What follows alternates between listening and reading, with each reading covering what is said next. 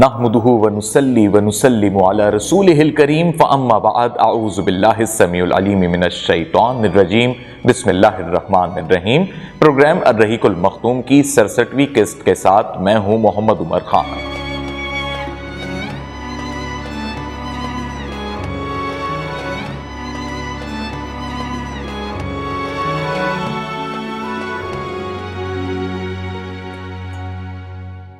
ناظرین کرام، گزشتہ قسط میں ہم نے آپ کو بتایا کہ رئیس المنافقین عبداللہ بن ابی نے کس حد تک آپ صلی اللہ علیہ وآلہ وسلم کے خلاف پروپیگنڈا کیا اور کس طرح پھر اللہ رب العزت نے اس رئیس المنافقین عبداللہ بن ابی کو رسوا کر دیا۔ قرآن کی آیتوں کا نزول ہوا اور یہ واضح ہو گیا کہ یہ منافق جو مسلمانوں کی صفوں میں موجود ہیں کسی بھی طریقے سے نہ یہ آخرت میں بخشے جائیں گے اور دنیا میں بھی رسوائی ان کا مقدر بنے گی۔ ناظرین کرام، یہ تمام تر واقعات جو عبداللہ بن ابی کے پروپیگنڈے سے متعلق تھے اور آپ صلی اللہ علیہ وآلہ وسلم کے حوالے سے جو کچھ اس نے منافقت اور جھوٹ اور جس طریقے سے کردار کشی کا اس نے منصوبہ بنایا تھا اس میں تو یہ ناکام ہوا، لیکن ان واقعات کا جو دورانیہ تھا وہ غزوہ مریسیہ کی واپسی کے دور کا پورا ایک دورانیہ ہے۔ اس دور سے واپس ہونے کے بعد، یعنی جب غزوہ مریسیہ سے واپس ہوئے تو آپ صلی اللہ علیہ وآلہ وسلم نے جو پہلے سے ہی فوجی مہمات چل رہی تھیں ان قبائل کے خلاف جو مسلمانوں کے خلاف تھے یا مشرکین کا ساتھ دے رہے تھے، اور جنگ احزاب اور احد کی جنگوں میں بھی انہوں نے مشرکین کا ساتھ دیا تھا، چاہے وہ یہودی قبائل تھے، نجدی تھے، یا پھر اہل عرب کے وہ دیگر قبائل جو ایمان نہیں لائے تھے۔ تو اب ایک مرتبہ پھر جنگ مریسیہ کے بعد ان کے خلاف کاروائیوں کا سلسلہ شروع ہو چکا تھا، اور آپ صلی اللہ علیہ وآلہ وسلم نے سب سے پہلے بنی کلب کے خلاف جو ہے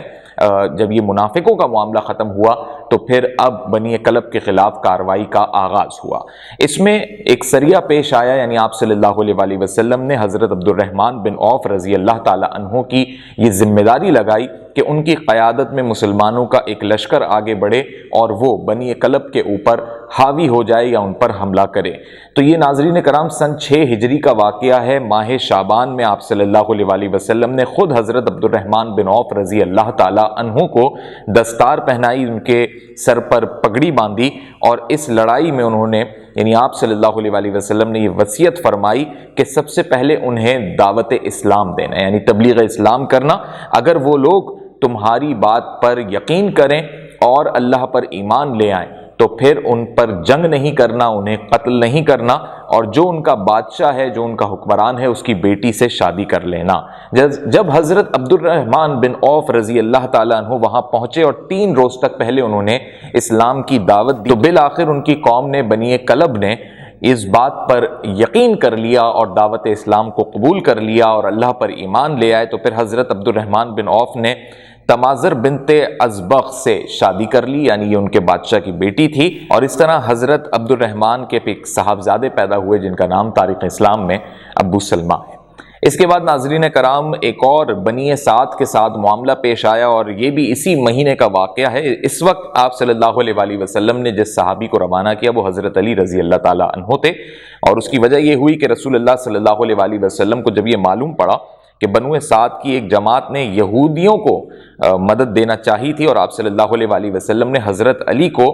200 آدمیوں کے ساتھ روانہ فرمایا، اور حضرت علی نے وہی طریقہ کار اپنایا جو اس سے پہلے کچھ مہمات میں آپ کو یاد ہوگا کہ ہم نے آپ کو بتایا تھا کہ شام کی طرف جاتے ہوئے ایک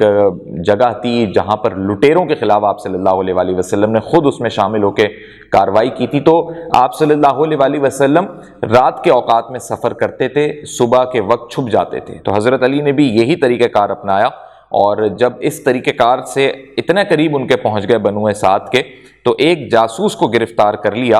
اور اس نے یہ بتا دیا کہ ہاں بنو سعد نے یہودیوں کی مدد کی تھی، اور اس کی جو وجہ بنی تھی وہ یہ بنی تھی جو خیبر کی کھجوریں ہیں اس کے عوض ایک معاہدہ طے ہو گیا تھا کہ بنو سعد کو جو ہے یہودی خیبر کی کھجوریں دیں گے، اور اس کے بدلے میں انہوں نے مسلمانوں کی جاسوسی کی، یہودیوں کی مدد کی، اور آپ کو یاد ہے کہ پھر جنگ احزاب یعنی جنگ خندق کو کس طریقے سے یہودیوں نے رچایا۔ چنانچہ حضرت علی رضی اللہ تعالی عنہ نے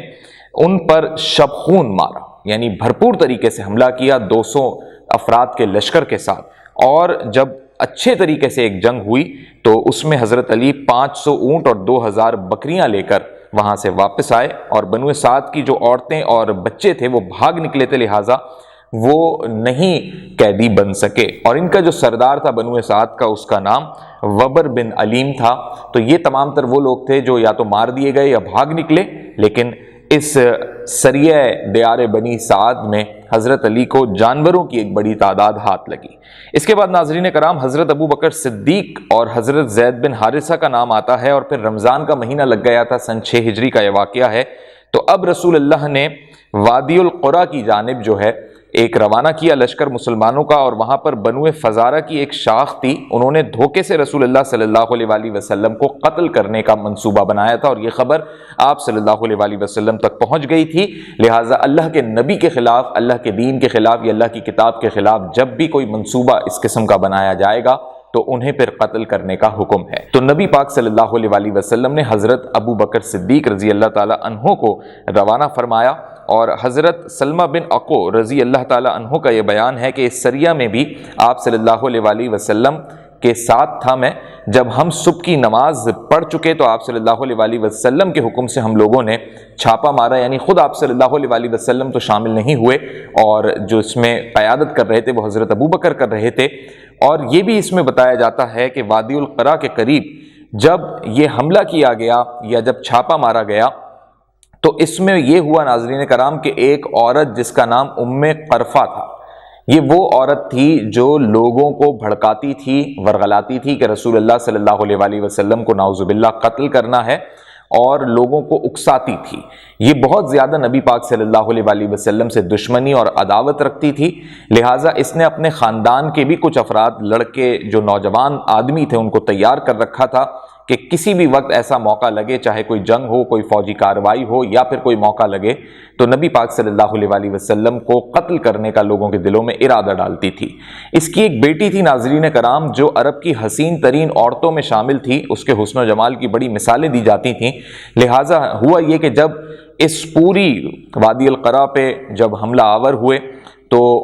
ابو بکر صدیق رضی اللہ تعالیٰ عنہ نے کچھ لوگوں کو قتل بھی کیا اس میں، اور ایک گروہ کو بھی دیکھا جس میں عورتیں اور بچے بھی تھے۔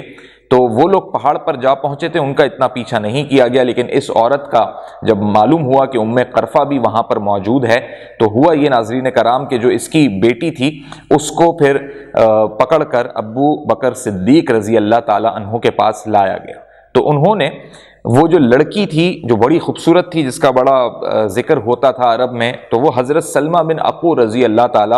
عنہ کو حضرت ابو بکر نے حوالے کی کہ ابھی آپ کی دسترس میں ہے، اب وہ چاہے قیدی کی صورت میں ہو، لونڈی کی صورت میں ہو۔ اس کے بعد ناظرین کرام یہ ہوا کہ حضرت سلمہ بن عقو رضی اللہ تعالی عنہ کا ہی یہ بیان ہے کہ میں نے اس کا کپڑا تک نہ کھولا تھا، یعنی اس سے یہ واضح ہوتا ہے کہ وہ صرف ان کی حراست میں رہی، اس کے ساتھ کوئی ان کے ایسے معاملات نہیں بنے۔ اور اس کے بعد وہ لڑکی رسول اللہ صلی اللہ علیہ وآلہ وسلم نے حضرت سلمہ بن عقو سے لے کر مکے بھیج دی، یعنی آپ صلی اللہ علیہ وآلہ وسلم کے پاس جب یہ سریہ کر کے کاروائی کر کے تمام صحابہ واپس آ گئے اور اس لڑکی کا معلوم ہوا، کیونکہ اس کی ماں بڑی مشہور تھی، آپ صلی اللہ علیہ وآلہ وسلم کے خلاف بڑی باتیں کرتی تھی، تو پورے عرب کو بالخصوص مدینہ کے مسلمانوں کو معلوم تھا، مکے والوں کو بھی معلوم تھا۔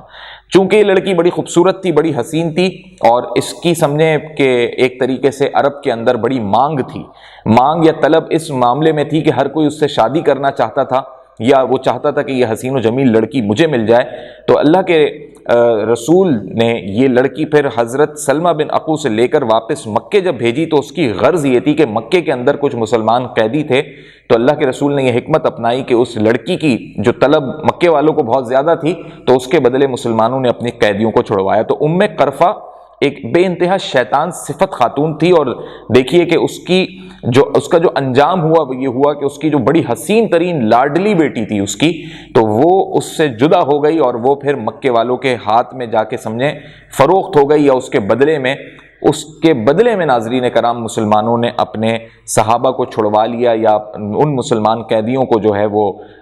بچا لیا جو مکے والوں کی قید میں تھے۔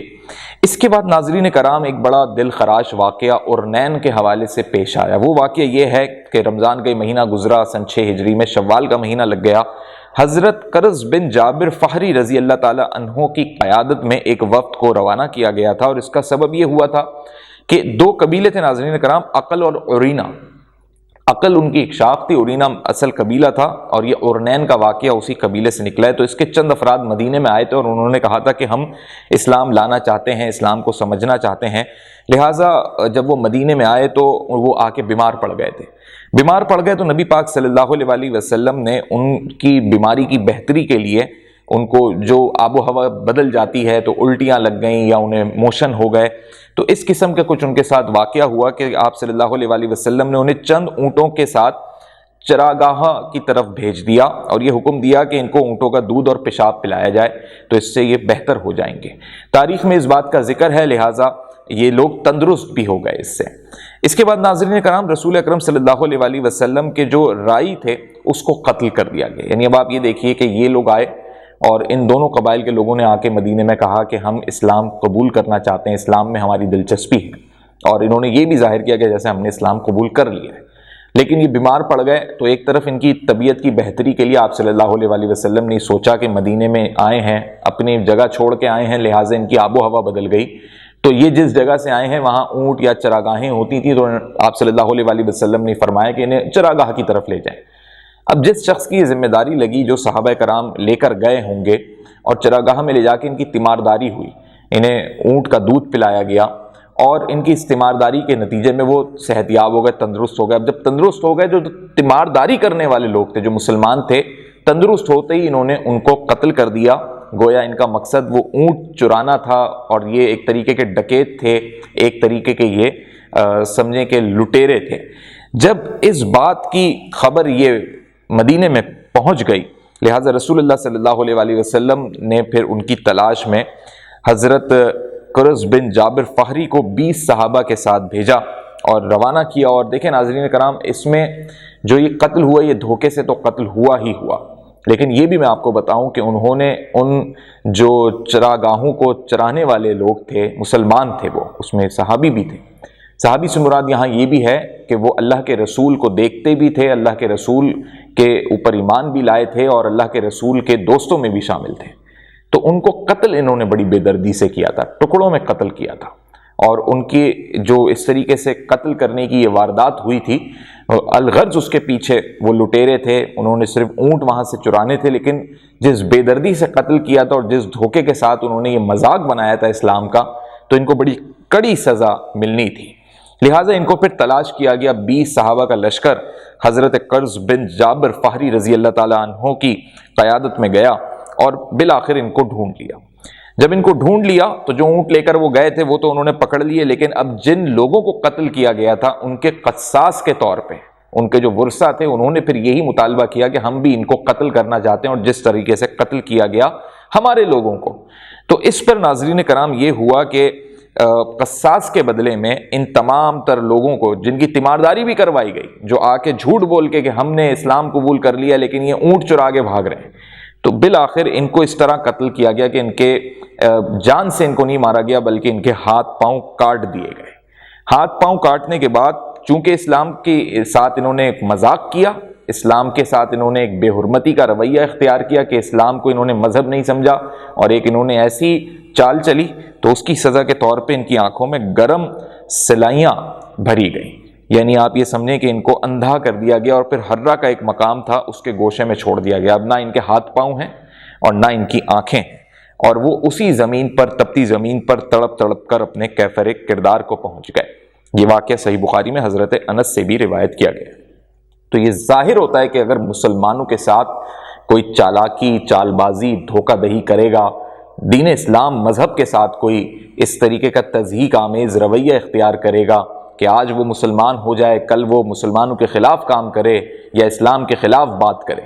تو یعنی اسلام کو وہ فار گرانٹڈ لے گا، تو اس کی سزا اتنی خطرناک ہے۔ تو اسلام کو کبھی فار گرانٹڈ نہیں لیں، اسلام کو کبھی معمولی نہیں سمجھیں، مذہب اسلام کو مذاق نہیں بنائیں، اور مذہب اسلام کی جو خوبیاں ہیں وہ بہت بالاتر ہیں، لیکن مذہب اسلام جہاں اتنی رعایتیں بخشتا ہے، جب اس قسم کے چال باز، منافق اور اس قسم کی سیاست کرنے والے لوگ ہوتے ہیں تو ان کے خلاف پھر بہت سخت وعید ہے اللہ کی طرف سے، بہت سخت کاروائیاں ہیں۔ اور یہ تمام تر واقعات گزشتہ قسطوں میں بھی ہم نے آپ کو بتائے، چاہے وہ بنو قریظہ ہی کیوں نہ تھا، کہ پھر اللہ نے یہ حکم دیا، حضرت جبریل امی اس وقت آئے تھے اور 600 سے 700 کے قریب یہودیوں کو پھر ان کی گردنیں اتار دی گئیں۔ تو ناظرین کرام یہ واقعات کچھ ہوئے، اور ان واقعات کے بعد سلسلہ یہ ہوا کہ یہ تمام تر وہ واقعات تھے جس میں آپ یہ سمجھیے کہ غزوہ موریسیہ کے بعد، واپسی کے سفر کے بعد جو منافقوں نے حرکت کی وہ بھی ختم ہوئی، اور یہ جو فوجی مہمات اور چھوٹی چھوٹی کارروائیاں تھیں یہ بھی اب مکمل ہو گئیں، اور اب جتنے بھی قبائل تھے ان سے ایک طریقے سے مسلمانوں نے اپنا روب و دبدبہ ان پہ ڈال دیا، اور جن کے خلاف جو کارروائیاں ہونی تھی وہ ہوئیں، اور بیشتر مسلمان ہو گئے۔ تو اس طرح مسلمانوں کی تعداد اب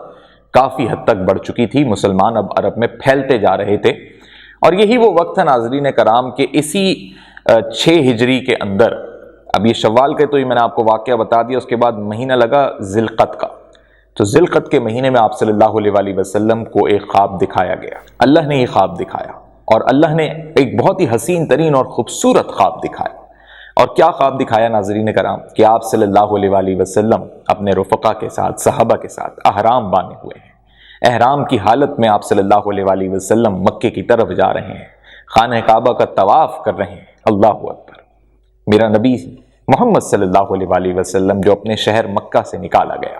ہجرت کرنے پر مجبور ہوئے، اپنے شہر کو جب چھوڑ کے جا رہے تھے تو آپ صلی اللہ علیہ وآلہ وسلم کی آنکھیں آپ دیدہ تھیں۔ آج 6 سال کے بعد جہاں اتنی مشقت، اتنی محنت، اتنی بڑی بڑی فوجی مہمات، آپ صلی اللہ علیہ وآلہ وسلم کے خاندان کے لوگ جو ہیں کٹ گئے، شہید ہو گئے، آپ صلی اللہ علیہ وآلہ وسلم کے رفقا جنگوں میں شہید ہوئے،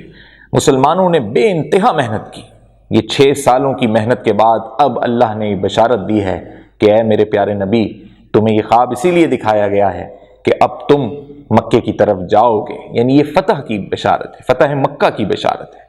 تو اب بڑی خوشی میں ہیں آپ صلی اللہ علیہ وآلہ وسلم، اور اس خواب کو جب آپ صلی اللہ علیہ وآلہ وسلم نے صحابہ کرام سے بیان کیا، صحابہ کے اندر ایک تیزی آ گئی، ایک کرنٹ دوڑ گیا، ان کے اندر ایک طاقت برپا ہو گئی، کیونکہ صحابہ کی یہ وہ محنت جو دین اسلام کے لیے، تبلیغ اسلام کے لیے، جنگوں کے ذریعے، اپنی تبلیغ کے ذریعے، دعوت کے ذریعے اپنی محنت میں لگے ہوئے ہیں، اور ہر شخص کی یہ خواہش تھی کہ وہ اللہ کے گھر کا طواف کرے، اور دین اسلام کے قبول کرنے کے بعد اللہ کے گھر کا طواف اس طریقے سے لوگوں کو میسر نہیں ہوا کہ ایک گروہ کی صورت میں یا کھل کر وہ اپنی عبادت کر سکیں۔ قریش نے بڑے مسائل کھڑے کر دیے تھے، قریش خانہ کعبہ کی طرف داخل نہیں ہونے دیتے تھے مسلمانوں کو، نماز نہیں ادا کرنے دیتے تھے۔ یہ ساری باتیں آپ صلی اللہ علیہ وآلہ وسلم کی مکی زندگی کے اندر ہم نے آپ کو بتائی۔ تو اب یہ بہت بڑی بشارت تھی جب آپ صلی اللہ علیہ وآلہ وسلم نے اس خواب کا بیان کیا، تو صحابہ کرام میں سمجھیں ایک نئی روح، ایک نیا جذبہ پیدا ہو گیا، اور سب نے یہ ارادہ کر لیا کہ اب ہم روانگی اختیار کریں گے، اور مسلمانوں نے مکے کی جانب روانگی کا اعلان کر دیا، اور مدینے کا پھر آپ صلی اللہ علیہ وآلہ وسلم نے ابن ام مکتوم کو انچارج بنایا، کنجیاں ان کے حوالے کی، اور آپ صلی اللہ علیہ وآلہ وسلم کی ایک بہت ہی پیاری اونٹنی تھی قصوہ پہ آپ صلی اللہ علیہ وآلہ وسلم سوار ہوئے، اور یکم ذی القعدہ کو یہ روانگی اختیار کی، اور آپ صلی اللہ علیہ وآلہ وسلم کی جو زوجہ اس سفر میں آپ کے ساتھ ہیں وہ حضرت ام سلمہ رضی اللہ تعالی عنہا ہیں، اور کہا جاتا ہے کہ 1400 یا 1500 کے قریب صحابہ کرام اس سفر کے لیے نکلے ہیں کہ اب ہم اللہ کے گھر کی زیارت کریں گے، طواف کعبہ کریں گے، اور وہاں پر ہم اپنی عبادت کریں گے۔ اور یہ محبت ہے اللہ سے ان صحابہ کی، ان مسلمانوں کی، اور 6 سالوں میں جو کچھ ان لوگوں نے محسوس کیا، جتنا کچھ مسلمانوں نے اپنا تن من دھن لگا دیا، اور اب یہ موقع مل رہا ہے، اور اللہ کے رسول نے جب یہ بشارت دی تو مکے کی جانب اب مسلمان بڑھ چکے ہیں، اور مکے کی جانب اب یہ سفر ان کا جاری ہے۔ لیکن ناظرین کرام، یہ حدیبیہ کے مقام پر پہنچ کر رک جائیں گے، کیا وجہ ہوگی، اور کیوں اس سال سن 6 ہجری میں مسلمان طواف کعبہ یا عمرہ ادا نہیں کر سکیں گے، یہ میں آپ کو اگلی قسط میں بتاؤں گا۔ اس قسط میں بیان کرتے ہوئے جانے انجانے میں اگر مجھ سے کوئی غلطی سرزد ہوئی ہے تو میں اللہ کے حضور معافی کا طلبگار ہوں۔ السلام علیکم ورحمۃ اللہ۔